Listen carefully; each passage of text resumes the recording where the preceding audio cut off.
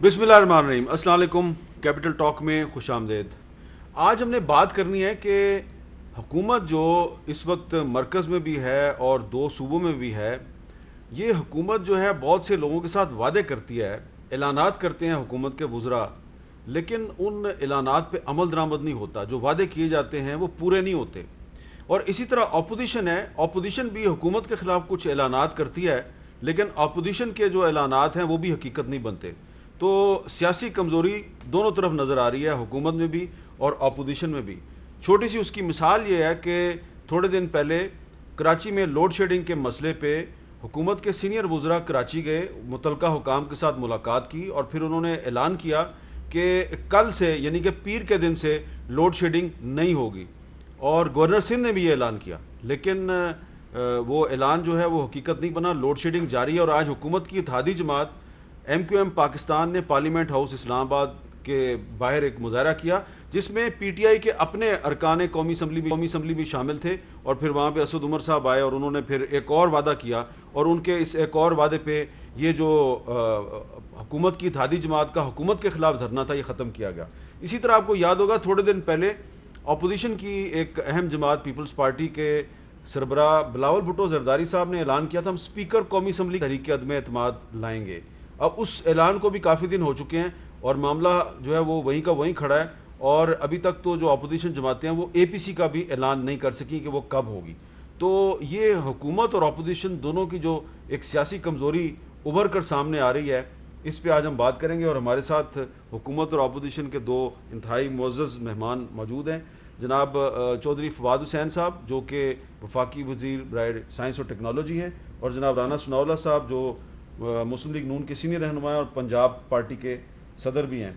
फवाद चौधरी साहब, आपसे मैं शुरू करूंगा। आज वफाकी काबीना का इजलास भी था, उसमें भी कराची में जो लोड शेडिंग का मामला है इस पर डिस्कशन हुई होगी, लेकिन आप देखें कि आज हुकूमत की अपनी इत्तेहादी जमात जो है MQM, उसने पार्लियामेंट हाउस के बाहर मुजाहरा किया और उसमें आपकी अपनी पार्टी के MNAs भी शामिल थे, और असद उमर साहब को फिर वहाँ पे आके बातचीत करनी पड़ी और उन्होंने मुजाहरा ख़त्म कराया।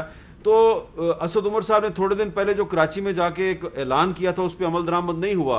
तो ये जो अब हुकूमत की इत्तेहादी जमात भी नाराज़ नज़र आ रही है, तो ये जो बैड गवर्नेंस है, क्या आप नहीं समझते कि इससे हुकूमत की जो क्रेडिबिलिटी है बहुत बुरी तरह डैमेज हो रही है? देखिए मीर साहब, बात यह है कि हुकूमत की इत्तेहादी जमात नहीं, खुद जो PTI कराची है या PTI का जो सिंध चैप्टर है वो भी बहुत इसके ऊपर नाराज़ है। और आपने देखा है कि उन्होंने तो खुद मुजाहरे किए हैं, और जिस तरह से आपने जिक्र किया, असद उमर साहब ने जाके उसको जो है वो जो मुजाहरा है वो ख़त्म करवाया। लेकिन मसला ये है कि ये जो इसकी थोड़ी अगर आप हिस्ट्री देखें, 1913 में कराची इलेक्ट्रिक सप्लाई कंपनी के नाम से, KESC के नाम से ये कंपनी जो है वो बनी 1913 में। उसके बाद 1952 में जो KESC थी उसको गवर्नमेंट ऑफ पाकिस्तान ने प्राइवेटाइज कर लिया, और उसके बाद ये 2009 में जब पीपल्स पार्टी की हुकूमत थी तो ये अबराज कैपिटल्स ने इसके 71% शेयर जो है वो ले लिए। अब जो कराची के इलेक्ट्रिक है या के इसके दरमियान में शंघाई इलेक्ट्रिसिटी जो है, शंघाई कॉरपोरेशन, उन्होंने कहा कि ये आप हमें बेच दें, वो हम नहीं बेच सके। प्राइवेटाइजेशन जो है वो नहीं हो सकी। $2.1 बिलियन तक की इन्वेस्टमेंट इसमें आई है, लेकिन असूली तौर के ऊपर कराची जैसे शहर में बिलियंस ऑफ डॉलर की इन्वेस्टमेंट की गुंजाइश है जो कि नहीं हुई। अब इशू ये है कि ये जो मसला है ये बड़ा पेचीदा है, और हमारा एक ओवरऑल जो प्रॉब्लम है गैस का, बिजली का, ये बड़ा प्रॉब्लम है। आपको याद होगा कि जब ये हुकूमत आई थी तो गैस का जो हमारा बर्डन है वो 157 अरब रुपए के ऊपर पहुंच चुका था। क्योंकि मसला क्या हो रहा है, मसला ये हो रहा है कि आप अगर 100 रुपए की गैस है बाहर, तो आप वो 100 रुपए की खरीदते हैं और पाकिस्तान में आप 10 रुपए की बेच रहे हैं। अब ये जो गैप है जो 70-80 रुपए का, ये गैप आप गवर्नमेंट जो है वो पूरा कर रही है। अब ये सिलसिला किस तरह और कितनी देर तक चल सकेगा? आपका ऑलरेडी जो आपका आपके सामने जो आपका डेट है, सर्कुलर डेट है बिजली का, वो आपके सामने है। अब गैस का डेट भी इस तरह से बढ़ता जाएगा। तो सवाल तो ये है कि ये सिलसिला हम इसको जो है वो ठीक कैसे करें और कहाँ करें। और ये इसमें पीपल्स पार्टी की हुकूमत से शुरू हुआ, PMLN की हुकूमत रही और अब PTI की हुकूमत है, और सबके ये जो मसाइल हैं ये जो है वो आज कबीना के इजलास में इस पे बात हुई है कुछ? कबीना के इजलास में बड़ी तफसील से डिटेल जो है इसके ऊपर बात हुई है। और ये एक जो आप देखें ना, कराची के इलेक्ट्रिक जो है उसका क्या प्रॉब्लम है, वो कहते हैं कि जी बात यह है कि फॉर एग्जांपल जो वाटर बोर्ड है उन्होंने हमारे पैसे देने हैं, वो आपके पैसे दे नहीं रहे हैं, तो हम ना वो पैसे देंगे तो फिर हम गवर्नमेंट को जो है ये गैस के पैसे देंगे, और अगर आप कहते हैं तो हम वाटर बोर्ड की बिजली काट देते हैं, अगर कराची वाटर बोर्ड की बिजली काट देंगे तो आपका पानी का क्राइसिस हो जाएगा। तो ये सारी चीजें एक दूसरे के साथ जुड़ी हुई हैं, और ये आपस में जो जिसको हम सर्कुलर डेट कहते हैं, वो इसलिए कहते हैं कि पूरा एक सर्कल है जो कि तबाहशुदा है और जिसको आपने ठीक करना है, और ये बहुत पेचीदा एक अमल है। और इसके ऊपर तो फिर दोबारा जिस तरह से आपको पता है मैं हमेशा बात करता हूँ कि एक बड़ी एक्सरसाइज चाहिए जिसमें कि आपको गवर्नेंस के इश्यूज को रिजॉल्व करना है, उसके बगैर ये मामला ऐसे रूटीन में चलते रहेंगे। अभी मुजाहरे हो रहे हैं, कुछ पैसे आ जाएंगे, दे देंगे, ठीक है, चला जाएगा, लेकिन मुस्तकिल बुनियादों पर ठीक करना है तो फिर इसके लिए एक बड़ी एक्सरसाइज है। अच्छा, अब राना सनाउल्लाह साहब, मैं आपको सुनवाता हूँ, ज़रा सुने। आज MQM के और PTI के जो अरकाने कौमी असम्बली और कराची के मेयर वहाँ पे मौजूद थे, वो क्या कह रहे हैं। पाकिस्तान ये मुतालबा कर रही है कि के इलेक्ट्रिक के इंतजामिया को फौरी तौर पर बरतरफ किया जाए। फेडरल हुकूमत डायरेक्टली जिम्मेदार है इसकी, उसको सख्त एक्शन लेना चाहिए। बहुत हो गया, बहुत कमेटियां बन गई, हमसे सवाल किया जाता है, हमारी कॉन्स्टिट्यूंसीज़ हैं, कराची में हमारा वोट बैंक है, वो हमसे सवाल करते हैं कि आप कोलिशन में हैं। तो मैं प्राइम मिनिस्टर साहब से कहूँगा कि हम जवाब दे नहीं सकते अब उनको, हम बहुत परेशान हैं, हम क्या जवाब दें उनको कि हम क्यों कोलिशन में बैठे हैं। वजारत भी हमारे पास है, मगर हम ये कराची के लोगों का मसला हल नहीं करा सक रहे। ये हमारे कराची के MNAs जो है उनका मौक़िफ़ है कि के इलेक्ट्रिक मुकम्मल तौर पर नाकाम हो गया है, के इलेक्ट्रिक को फेडरल गवर्नमेंट टेक ओवर करे। अच्छा राना सनाउल्लाह साहब, आप एक अहम अपोजिशन पार्टी के सीनियर लीडर हैं, ये जो हुकूमत की अपनी जमात के MNAs और इत्तेहादी जमात के जो लोग हैं, ये पार्लियामेंट हाउस के बाहर खड़े होकर मुजाहरा कर रहे हैं, तो आप आज कौमी असम्बली का इजलास था तो उसमें वहाँ पे ये डिबेट करवा देते हैं, आप इनके साथ मिल के बात करते? नहीं, उसमें ये है कि वहाँ पे कराची का जो वोटर है उस वोटर के साथ रेलेवेंट रहने के लिए भी कुछ ना कुछ करना ज़रूरी होता है। अब वहाँ पे जो PTI की पार्टी है या वहाँ पे जो उनके नुमाइंदे हैं, उन्होंने वहाँ पे जो है वो एक उन्होंने प्रीएम्प्ट किया और उन्होंने एक वहाँ पे मुजाहरा कर दिया और उस मुजाहरे में इनको शामिल नहीं किया। अब ये सोच रहे थे कि अब हम इनसे बढ़ के क्या करें, तो इन्होंने फिर सोचा कि अब अगर इधर ही मुजाहरा करेंगे तो वो तो बात नहीं बनेगी, हम पीछे रह गए हैं, तो अब अपने वोटर के साथ रेलेवेंट होने और इसमें जो है वो ज़रा बढ़ के अपना नाम दर्ज करवाने के लिए ये फिर इन्होंने इस्लामाबाद का रुख किया कि पार्लियामेंट के बाहर जो है वो मुजाहरा करें। ये बिल्कुल पॉलिटिकल रिक्वायरमेंट थी इनकी और ये इनका पॉलिटिकल स्टेप था। बाकी ये बात जो है ये हाउस के अंदर भी कर सकते थे, गवर्नमेंट के साथ बैठ के भी कर सकते थे, कोई इख्तलाफ नहीं है इनका गवर्नमेंट के साथ। MQM का ना, बिल्कुल नहीं, बिल्कुल नहीं, ये सिर्फ लोगों को दिखाने के लिए। देख लें अब जिन लोगों ने वहाँ पे मुजाहरा किया है PTI के अरकान कौमी व सूबाई असम्बली से, क्या उनका कोई इख्तलाफ है? वो सिर्फ उन्होंने कहा था कि ज़रा लोगों को थोड़ा राज़ी करने दें और उसके बाद आप आएंगे, हम उठ जाएंगे। तो इनका भी यही था कि जी हम वहाँ पे जाएंगे, बैठेंगे, ज़रा अपना आप दिखाएंगे लोगों को और उसके बाद ज़रा मीडिया कवरेज हो जाएगी, उसके बाद फिर आप आएंगे तो फिर हम उठ जाएंगे। अच्छा, अब ये बताएं कि जिस तरह गवर्नर सिंध इमरान इस्माइल साहब और असद उमर साहब और लोगों ने कराची में ऐलान किया कि लोड शेडिंग 2-3 दिन में ख़त्म हो जाएगी, नहीं ख़त्म हो रही। इसी तरह बिलावल साहब ने भी लाहौर में प्रेस कॉन्फ्रेंस में ऐलान किया था हम स्पीकर कौमी असम्बली के खिलाफ तहरीक अदम एतमाद लाएंगे। तो अब इतने दिन से असम्बली का इजलास चल रहा है, हमें तो कोई आसार नज़र नहीं आ रहे। तो अपोजिशन भी जो है वो अपने ऐलानात करती है, वो हकीकत नहीं बनते। देखिए, स्पीकर साहब के ख़िलाफ़ जो तहरीक अदम एतमाद होती है उसमें एक मैसेज होता है, यानी उसकी ये नहीं देखा जाता कि उसकी कामयाबी के चांसेस कितने हैं या कितने नहीं हैं। अगर कामयाबी के चांसेस हों तो फिर स्पीकर साहब से आगे बढ़ के जो है वो तहरीक क्यों ना अदम एतमाद की दी जाए। वो सिर्फ ये होता है कि स्पीकर के ऑफिस की रिक्वायरमेंट है कि ही शुड एक्ट न्यूट्रल। तो अपोजिशन जब उनके ख़िलाफ़ तहरीक पेश करती है तो ये एक मैसेज होता है कि स्पीकर साहब जो है वो न्यूट्रली बिहेव नहीं नहीं, कर वो रहे। तहरीक तो हमें कहीं नज़र ही नहीं आई अभी तक। नहीं, मैं वही मैं कहता हूँ। अब इसमें ये है कि इस तरह एक दफ़ा डिप्टी स्पीकर साहब बड़े हार्श हुए थे हाउस में, तो उनके ख़िलाफ़ जो है वो तहरीक पेश की गई और उसके बाद फिर रख रखाव और फिर मामलात को जो है वो दोबारा से जो है वो दुरुस्त कर लिया गया।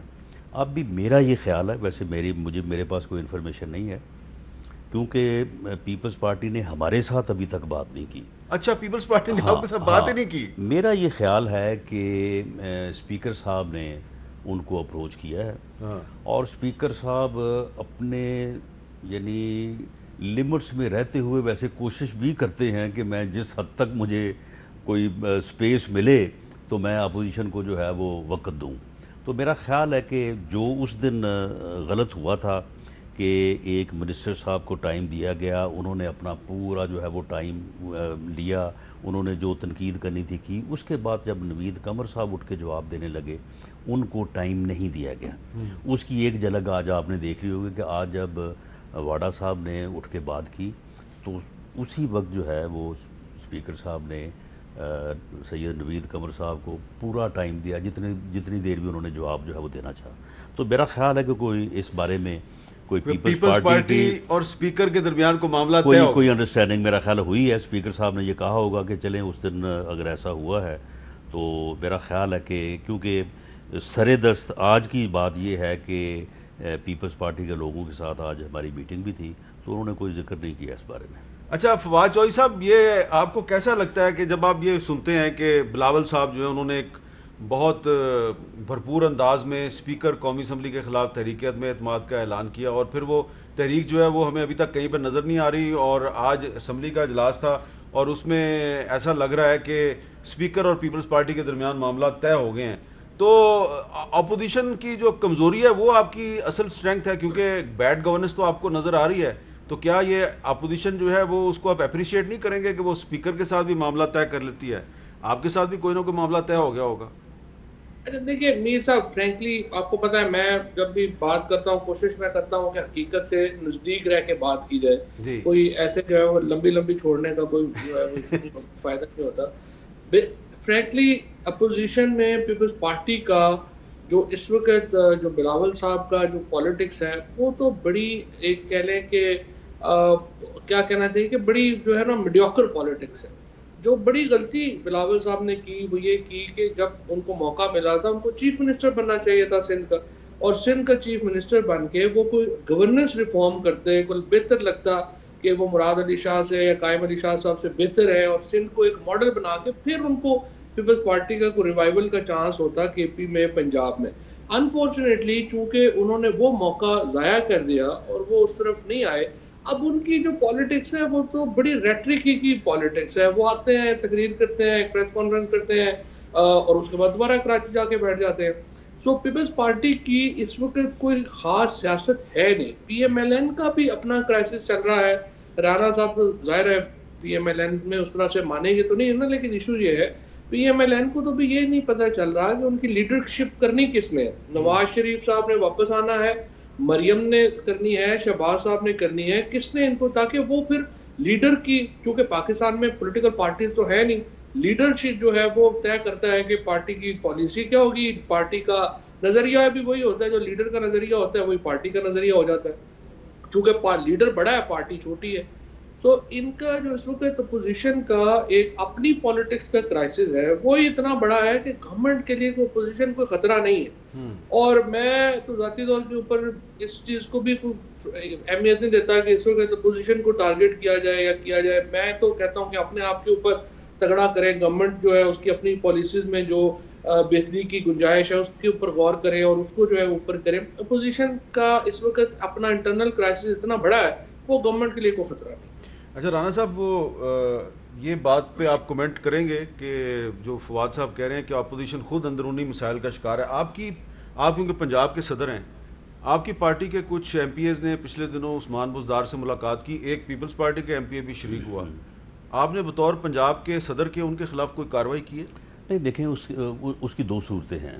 एक तो कार्रवाई उनके ख़िलाफ़ जो है वो पार्टी डिसिप्लिन के तहत जो है वो हो सकती है, और पार्टी डिसिप्लिन के तहत जो है वो कार्रवाई, वो उनकी रुकनीत जो है वो सस्पेंड की जा सकती है, उनको पार्टी से फ़ारिग किया जा सकता है। ये कार्रवाई जो है वो कानून और आइन के मुताबिक बनती है। कानून और आइन के मुताबिक जो है कोई भी मेंबर जो है वो अपनी पार्लिमानी पार्टी के इस डिसीजन के ख़िलाफ़ कि उन्होंने पार्लिमानी पार्टी के डिसीजन के ख़िलाफ़ उन्होंने मनी बिल पे, यानी जैसे बजट है उस पर जो है वो वोट उन्होंने नहीं दिया, या वोट ऑफ कॉन्फिडेंस या नो कॉन्फिडेंस में उन्होंने कोई हेरा फेरी की है। अब ये बंदे जो हैं ये इतने समझदार हैं, ये कोई पहली दफ़ा नहीं मिले, ये इससे नहीं, इससे पहले ये 10 दफ़ा पूरे साल में मिले हैं। अच्छा, हाँ, वहाँ पे जाके अपना काम शाम जो है ना वो करवाते रहते हैं। लेकिन जब ये बजट पास हुआ तो ये अपोजिशन में बैठे थे, बल्कि अपोजिशन में जिस दिन अपोजिशन ने एहतजाज किया बजट के ख़िलाफ़, ये बाकायदा वो प्ले कार्ड उठा के खड़े थे। अच्छा, तो इसलिए उनके ख़िलाफ़ पार्टी डिसिप्लिन के तहत जो है वो कार्रवाई हो सकती है। वो उनको नोटिस जो है वो जारी किए हैं, लेकिन उनके ख़िलाफ़ रेफरेंस जो है वो इलेक्शन कमीशन में, वो जैसे मैंने कहा कि जो 2 सूरतें हैं उसकी वजह से जो है वो दायर नहीं हो सकता। नहीं तो राणा साहब चोरी खान तो उन्होंने इस वेले की प्रॉब्लम पई हुई, कोई गल नहीं, खवाओ तुसी तुसी खवाओ। ये फवाद साहब आप ये बताएंगे कि वो क्या खा रहे हैं और उनको क्या खिलाया जा रहा है? ये बताइए कि राणा साहब ने जिस तरह खुद ही एक्सप्लेन किया है, एमपीए के क्या मसले होंगे, छोटे मोटे मसले होते हैं, जो है लोकल डेवलपमेंट फंड मिल जाए, लोकल इंतजामिया जो है वो कोई बात सुने, और क्या होता है, यही कुछ होता है। ये मुझे तो पता है कि शुजात साहब जो थे उन्होंने तो अपने 2-3 जो यहाँ पे अपने राजा बिशारत साहब वगैरह को कहा कि आप खुद ही जाके पीटीआई के टिकट पे इलेक्शन लड़ लें, कोई मसला नहीं, आप इलेक्शन तो जीते। तो पार्टीज के जो पॉलिटिक्स है उसमें दिल तो बड़े ही होते हैं, कोई ऐसी बात नहीं है। वो तो देखेंगे लहर चलती है, अभी लहर पीटीआई की है, लोग पीटीआई के साथ होंगे। अच्छा, लेकिन राणा सनाउल्लाह साहब ये बताएं ना कि एक तरफ तो अपोजिशन ने ऐसी तकरीरें की हैं, लीडरों ने आपके ने, कि -1 की बहस शुरू हो गई, और नहीं, -1 की बहस हमने नहीं शुरू करवाई। अच्छा, वो किसने? ये मीडिया ने करवाई है। मीडिया ने? हाँ। अच्छा, मीडिया में, मीडिया से मुराद आपका चैनल नहीं, मीडिया में कुछ लोगों ने ऐसे तज्ज़िये पेश किए, और उसके बाद फिर प्राइम मिनिस्टर साहब ने जो तकरीर फरमाई ना, असल बहस तो चली है वहाँ से। अब वो आपका इशारा उनकी तरफ है जो पहले पीटीआई के बहुत सपोर्टर थे कुछ लोग मीडिया में, ऐसे ही।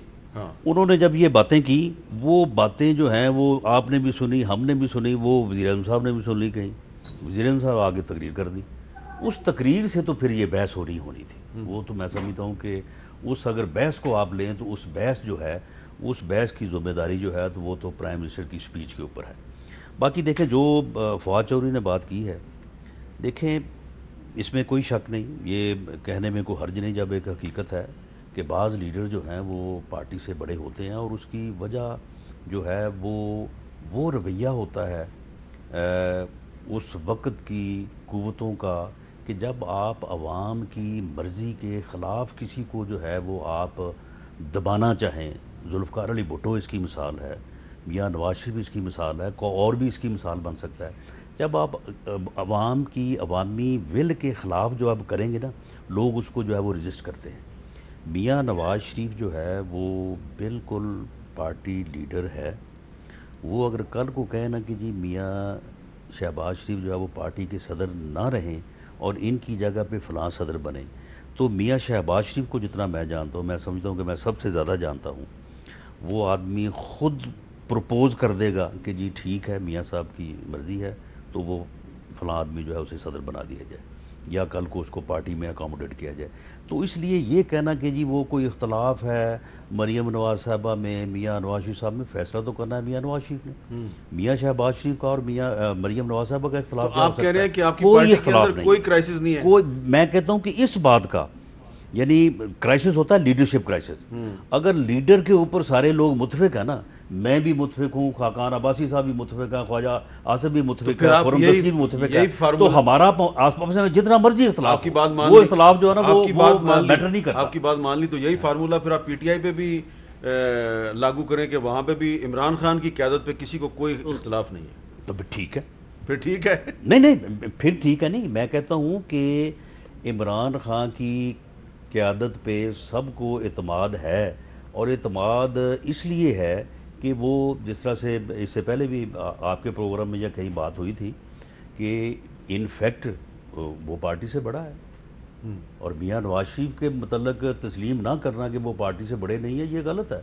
आप अगर फवाद चौधरी इमरान खान साहब के मतलब ये बात मानते हैं तो ये भी बात क्या उसी तरह बल्कि उससे भी बड़ी हकीकत है। अच्छा फवाद चौधरी साहब, क्या सियासी एतबार से अगर हम सोचें तो अगर कोई लीडर, ख्वाह वो नवाज शरीफ साहब हों या इमरान खान साहब हों, वो पार्टी से बड़े हों अगर, तो फिर ऐसी पार्टी का सियासी मुस्तकबिल क्या होगा? नहीं, वो तो पाकिस्तान में देखें ना, जो बुनियादी डिबेट्स हैं वो तो पाकिस्तान में ना मीडिया पे होती है ना हमारे कोई ऐवानों में होती हैं। ये एक बुनियादी मसला है। अगर आपके पार्टीज का स्ट्रक्चर नहीं है तो फिर तो देखें, जिस तरह से PMLN का जब भी लीडरशिप आई है उसके बाद क्राइसिस आए हैं और एक बड़ी उसको जाना पड़ा है लड़ाई में, क्योंकि सबसे पुरानी पार्टी तो मुस्लिम लीग ही है ना, तो उसको आप देखें कि उसकी एवोल्यूशन देखें कि किस तरह से हुई और फिर जो मौजूदा मुस्लिम लीग तक जो है वो कैसे पहुंची। और जब ये आपने 18वीं तरमीम, और ये क्यों नहीं होता, ये बहस क्यों नहीं है कि पार्टीज जो है उनके स्ट्रक्चर्स होने चाहिए, वो बहस इसलिए नहीं है कि जब आपने 18वीं तरमीम में ये जो शर्त लगाई गई थी कि 3 दफ़ा से ज़्यादा वज़ीर आज़म नहीं बनेगा, उसके बाद लीडर को ज़रूरत ही नहीं है कि वो पार्टी को स्ट्रक्चर करे। वो फिर सारी उम्र जो है वो लीडर रहेगा और उसके बाद जो है वो फिर जो लड़ाई होगी जो जीतेगा वो ले लेगा। तो जब ज़रूरत ही नहीं है, जब कोई ऐसा उसको मजबूरी नहीं है, तो वो पार्टी स्ट्रक्चर्स क्यों बनाएंगे? इसलिए जो पाकिस्तान में जो पार्टी स्ट्रक्चर्स है उनकी इसलिए भी अहमियत नहीं है कि पार्टीज जो हैं वो लीडर्स पार्टी से बड़े हैं। जिस तरह मैं तो राना साहब से एग्री कर रहा हूँ, मैंने कभी नहीं इस बात से इख्तलाफ किया कि नवाज शरीफ जो है वो मुस्लिम लीग नून से इस वक्त बड़ा लीडर है, क्योंकि उनकी जो है वो बात जो है वो चलेगी। तो जब तक पार्टी लीडरशिप को जरूरत नहीं होगी पार्टीज को स्ट्रक्चर करने की, वो नहीं करेंगे, और इसलिए पार्टीज का स्ट्रक्चर नहीं। अच्छा, इसमें मैं थोड़ा सा मैं उनकी बात से यहाँ पे थोड़ा सा मैं इख्तलाफ करता हूँ कि दरअसल ये स्पेशल सर्कमस्टांसेस होते हैं जिनमें एक लीडरशिप अमर्ज होती है। वो जब उन सर्कमस्टांसेस में वो लीडरशिप अमर्ज हो जाती है, फिर उस लीडरशिप के या उस लीडर के वजूद तक या उसकी ज़िंदगी तक जो है ना वो फिर पार्टी से बड़ा रहता है। कायदे आज़म भी पार्टी से बड़ा लीडर था, और वो जिन सर्कमस्टांसेस में और जिस जदोजहद में वो लीडर बना, तो उनका एक मंतकी नतीजा था कि कायदे आज़म ने ही बड़ा होना था। नेहरू भी कांग्रेस से बड़ा लीडर था। जी नहीं, मैं थोड़ा सा राना साहब आपसे इख्तलाफ करना चाहता हूँ। देखिए, रेगन भी बहुत बड़ा लीडर था, और पूरी अगर आप उठा के देखें मुत्तफिक थे लोग कि अगर रेगन इलेक्शन लड़ेगा आप तो उसका भी कोई मुकाबला नहीं। क्लिंटन भी तीसरी दफा इलेक्शन लड़ता, वो उसने जो है वो इलेक्शन जीत जाना था। इस तरह तो जॉर्ज वाशिंगटन भी कायदे आज़म नहीं था ना अमेरिका का, लेकिन उन्होंने इसलिए अपने आप को जो है वो टेन्योर्स दी, इसलिए अपने आप को जो है वो किया कि उनको ये एहसास था कि अल्टीमेटली स्ट्रक्चर्स में सक्सीड करना होता है, और इंडिविजुअल तो फॉलेबल है, उसमें तो अल्टीमेटली तो डिस्पेंसेबल है इंडिविजुअल तो जो जितना मर्जी बड़ा हो जाएगा वो डिस्पेंसेबल तो रहेगा ना। इसलिए जो पार्टीज के स्ट्रक्चर्स हैं वो बनाए जाते थे, क्योंकि उनको एक फिर जो थॉमस जेफरसन जब ये बात हो रही थी ये बनाने की टेन्योर, उन्होंने इसलिए कहा कि आप टेन्योर्स बनाएं कि जब 8 साल से ज़्यादा एक पार्टी इक़्तिदार में रहती है फिर वो मोनार्की की तरफ चली जाती है, क्योंकि उनके लगाए हुए लोग सीनियर हो जाते हैं स्टेट में। इसलिए आप जब तक पार्टीज के स्ट्रक्चर्स को कानूनी तौर के ऊपर नाफज नहीं होंगे, मुझे नहीं लगता कि यहाँ पे कोई भी पार्टी स्ट्रक्चर, और वो उसी सूरत में स्ट्रक्चर बनेगा अगर पार्टियों के अंदर सही जमहूरियत आएगी, पार्टियों के अंदर इलेक्शन होगा और उस इलेक्शन का रिजल्ट तस्लीम किया जाएगा, तभी होगा ना जी राना साहब। तो एक वक्फा लेते हैं और वक्फे के बाद एहसन इकबाल साहब ने आज इमरान खान साहब के खिलाफ रेफरेंस के लिए नैब को दरख्वास्त दी है। ये दरख्वास्त उन्होंने क्यों दी है, इस पर बात करते हैं वक्फे के बाद।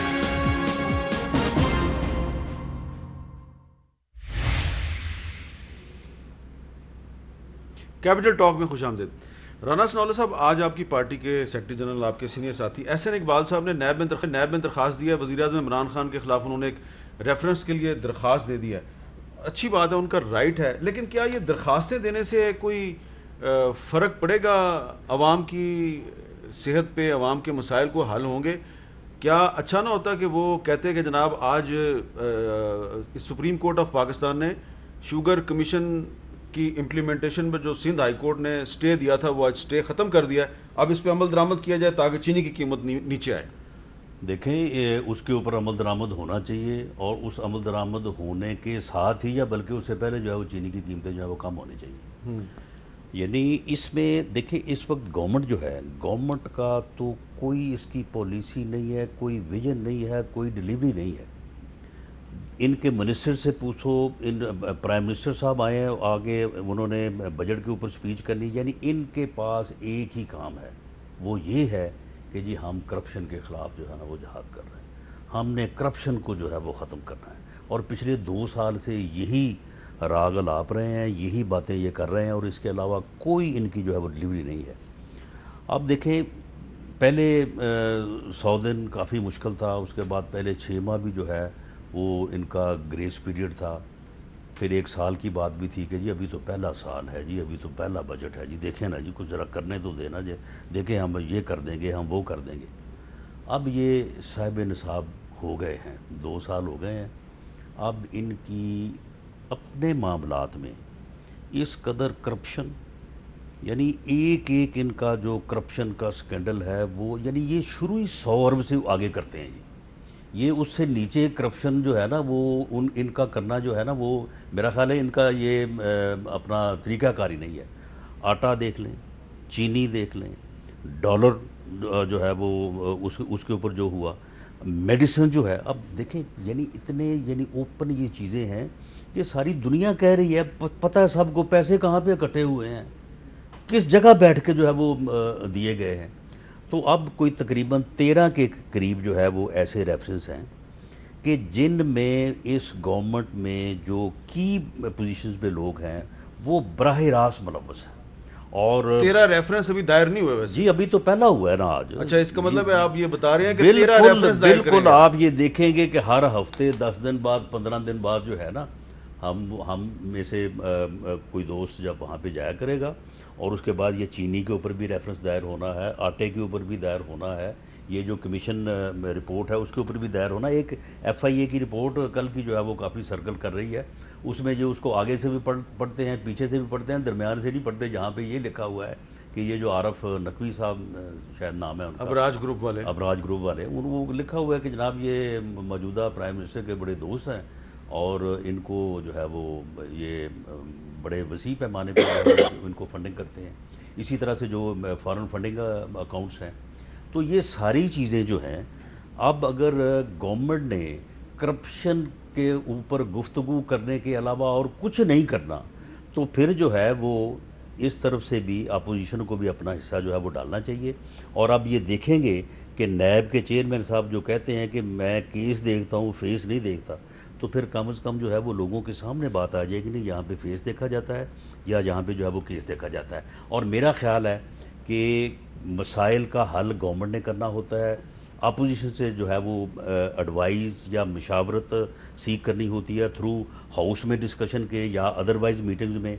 तो जब गवर्नमेंट का ये काम ही नहीं है, उन्होंने ये काम करना ही नहीं है, तो फिर मेरा ख्याल है कि अब इसी जगह पे जो है ना, इसी दायरे में जो है ये सारा मामला होंगे, और उसके बाद देखेंगे अगले 6 माह बाद फिर मामला किस तरफ चलता है। अब अच्छा, अभी आप 6 माह के बाद आप 6 माह से मुराद ये है कि पोस्ट अपना कोविड जो है वो अपोजिशन जो है एक ऐसा एहतजाज करने की तरफ बढ़ रही है जिसमें मौलाना फजल रहमान साहब जो है वो बिल्कुल उनके अगले पिछले गिले जो है वो ख़त्म हो जाएंगे 6 महीने के बाद। नहीं, 6 माह के बाद, अगर कोविड जो है, यानी अंदाज़ा ये है कि शायद नॉर्मल होते 15 सितंबर तक ख़त्म हो जाएगा।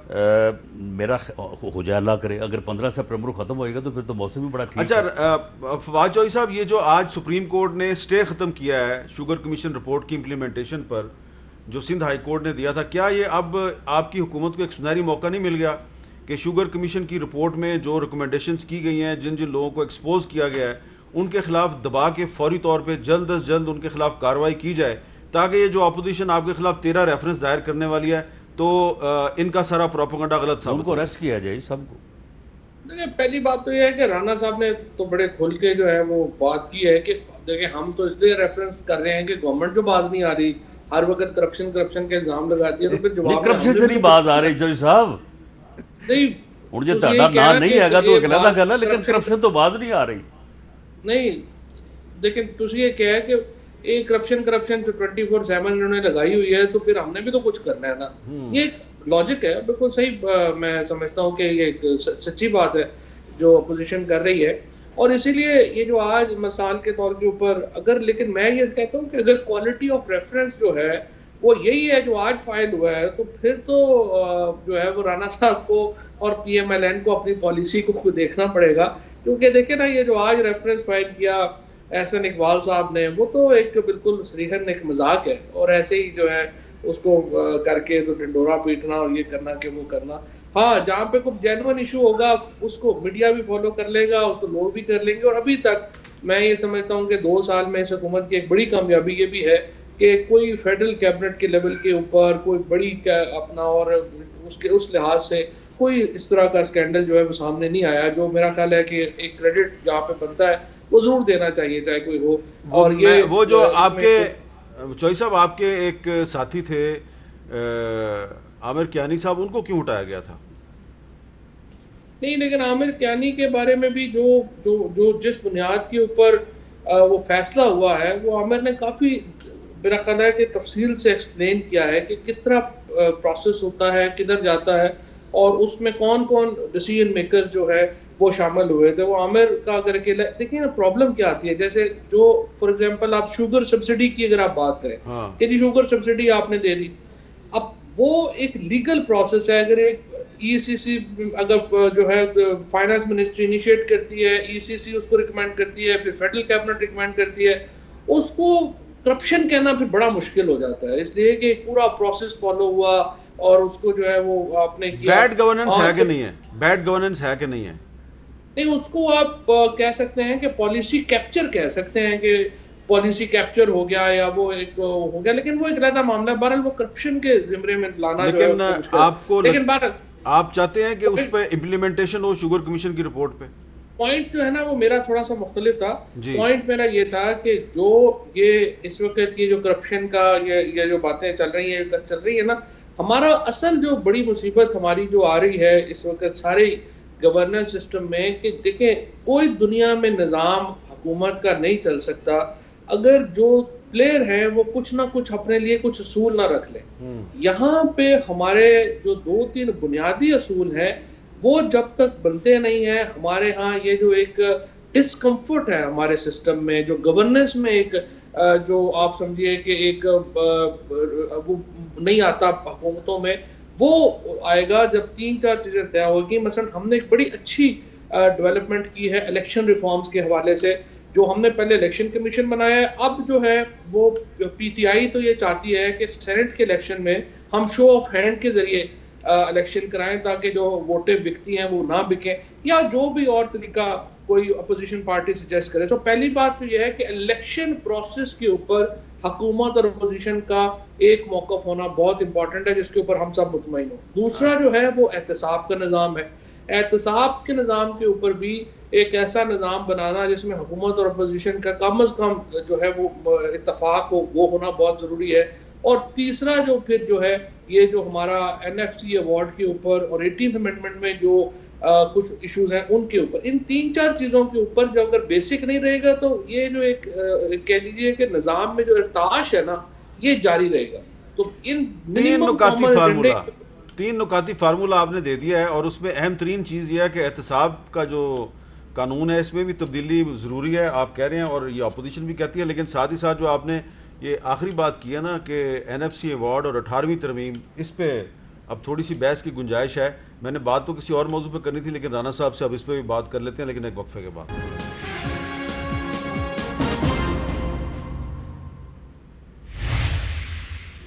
कैपिटल टॉक में दोबारा खुशामदीद। राना सुनाला साहब, वक्फे से पहले फवाद चौधरी साहब ने हुकूमत और अपोजिशन के दरमियान एक अच्छे वर्किंग रिलेशनशिप के लिए कुछ 3 नुकात बयान किए हैं।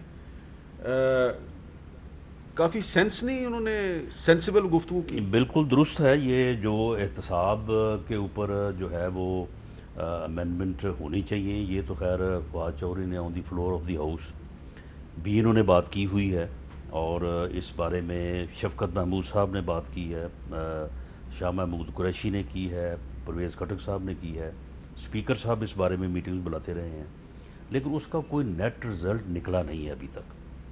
और इस वक्त जो है वो टू माई इन्फॉर्मेशन तो कोई बातचीत जो है वो आगे नहीं बढ़ रही, बल्कि इस वक्त तो जो है वो हो भी नहीं रही।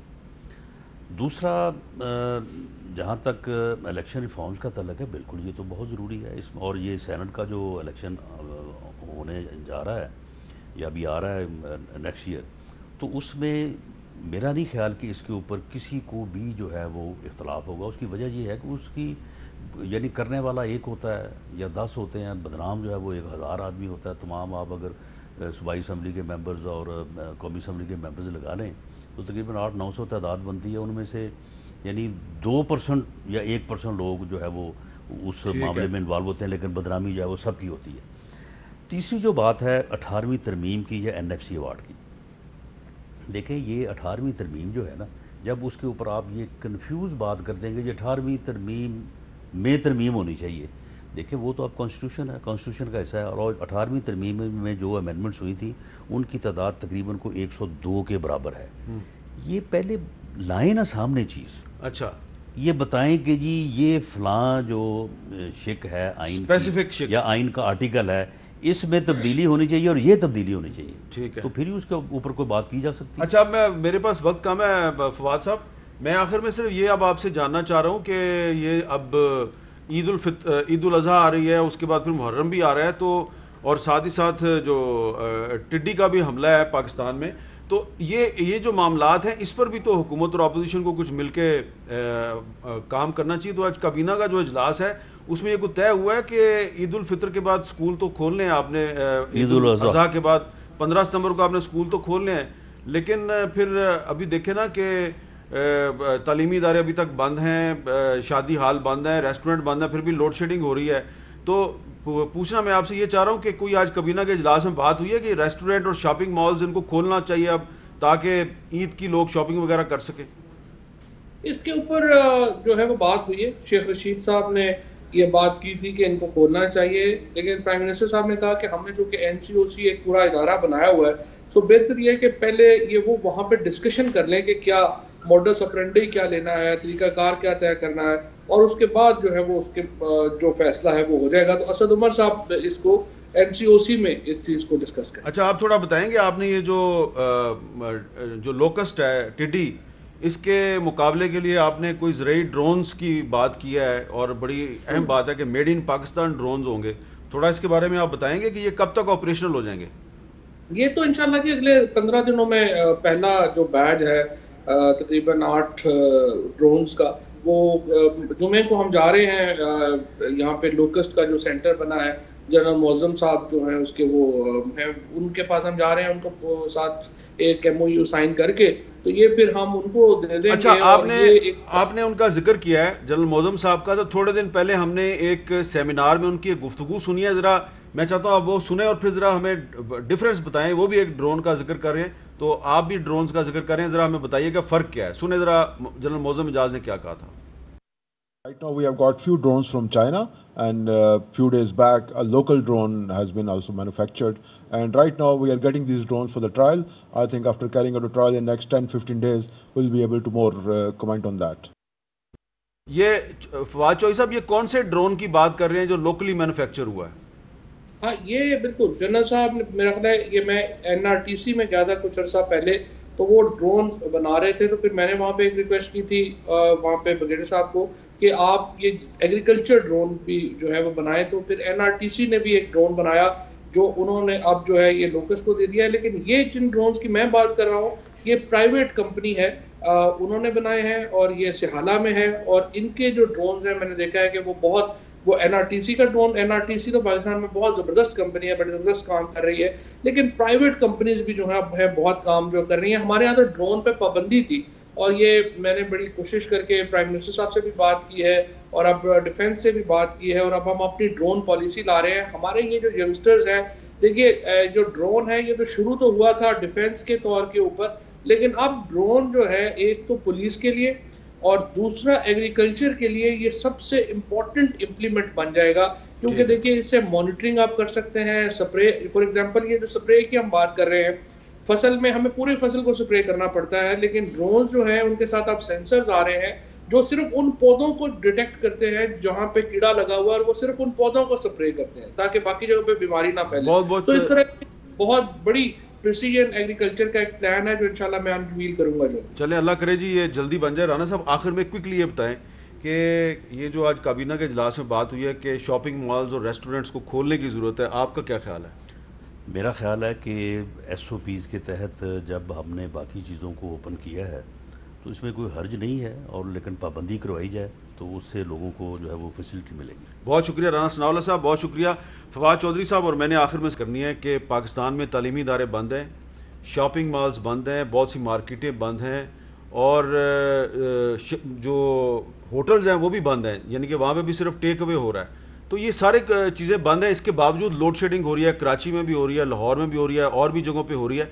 तो एक बहुत बड़ा लोग सवाल पूछ रहे हैं कि अगर तालीमी इदारे बंद हैं, शादी हाल बंद हैं, शॉपिंग मॉल्स बंद हैं, रेस्टोरेंट बंद हैं, फिर ये लोड शेडिंग क्यों हो रही है? और अगर ये सब कुछ खुल गया और पाकिस्तान जो है वो नॉर्मल तरीके से उसने हमारी इकॉनमी ने काम करना शुरू कर दिया, तो फिर ये लोड शेडिंग किधर जाएगी? तो हुकूमत इस लोड शेडिंग को कैसे संभालेगी?